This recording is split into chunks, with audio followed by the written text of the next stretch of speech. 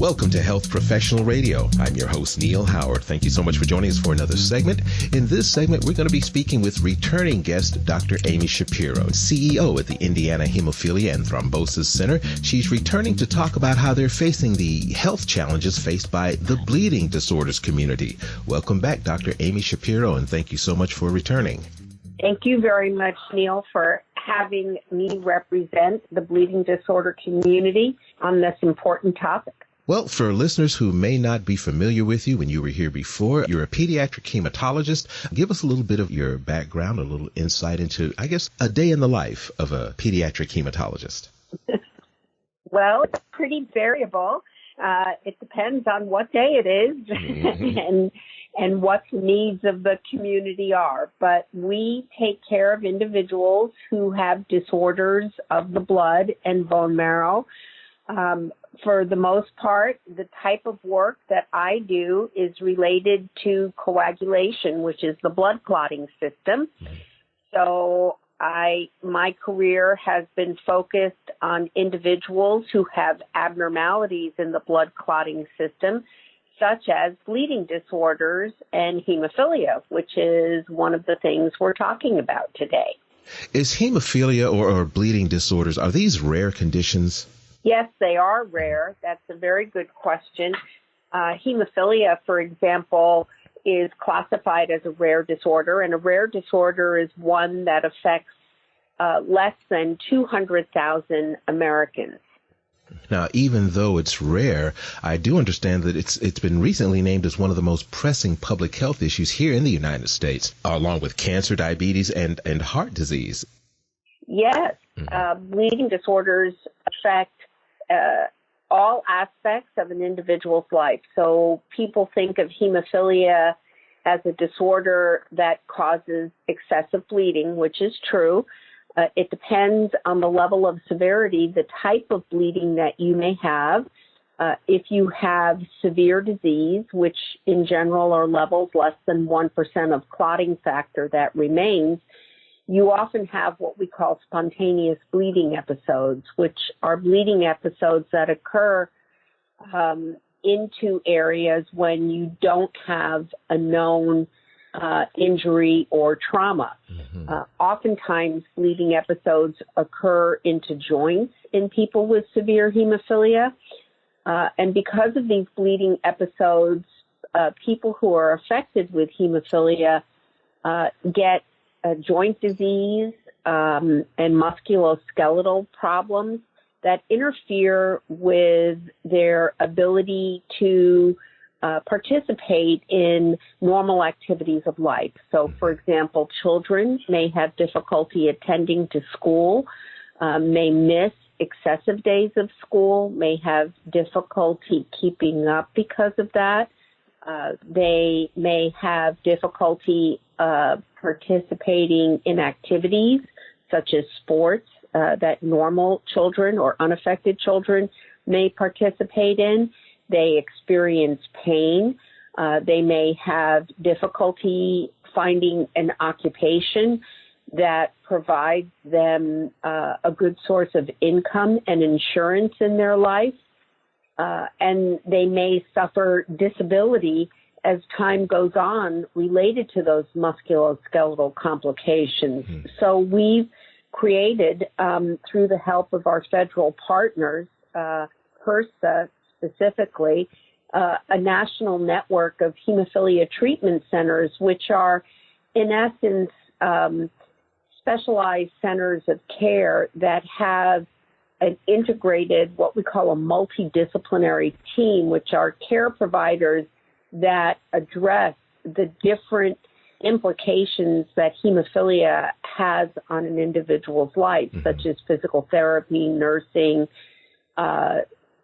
social work, psychologists, dental hygiene, all of these disciplines. And we help leverage these to improve individuals' outcomes. Now, all of that being said, the Healthy People goals are very important national goals to address the health of the general population in the United States.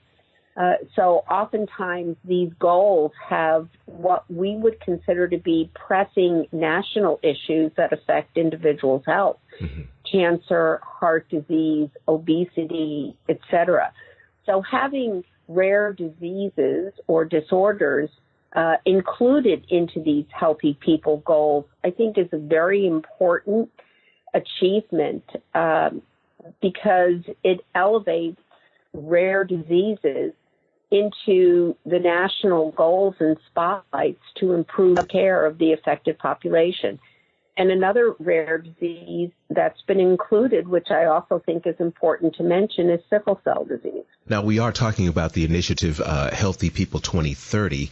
How are you and the members of the bleeding disorders community, people living with hemophilia, sickle cell, how are they trying to achieve these objectives, these goals of Healthy People 2030? That's a great question. So the actual goal is to reduce the number of individuals with severe hemophilia who have more than 4 joint bleeds per year.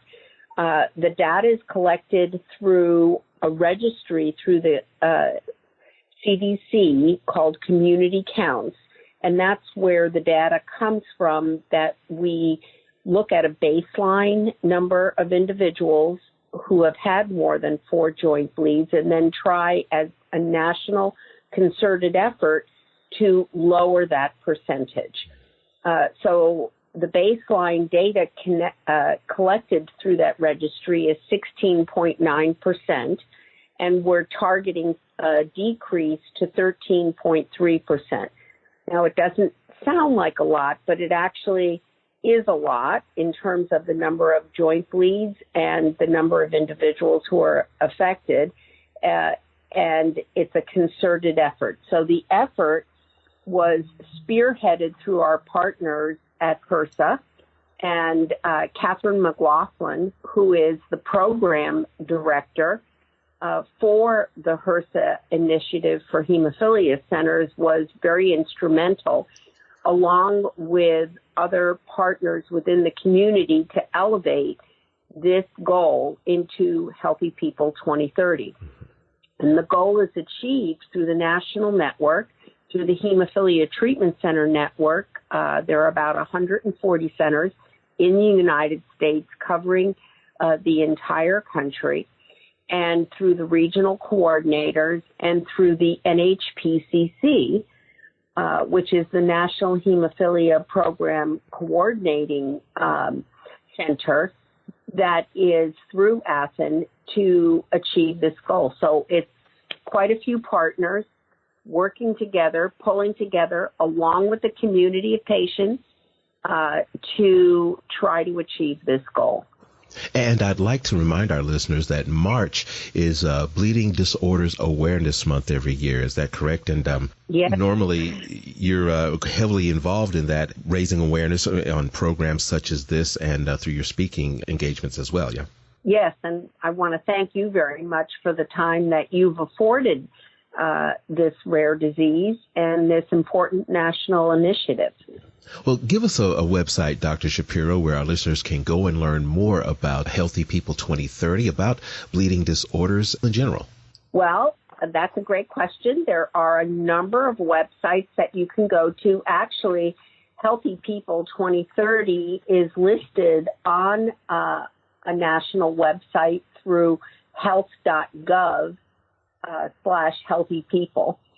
So if you just go in and query that, you can find it that way. You can also find it through the American Thrombosis and Hemostasis Network, ATHN, has a website, and they also list through the NHPCC, which is an effort coordinated through them, the link to the Healthy People website and the specific information related to the goal for hemophilia. Great.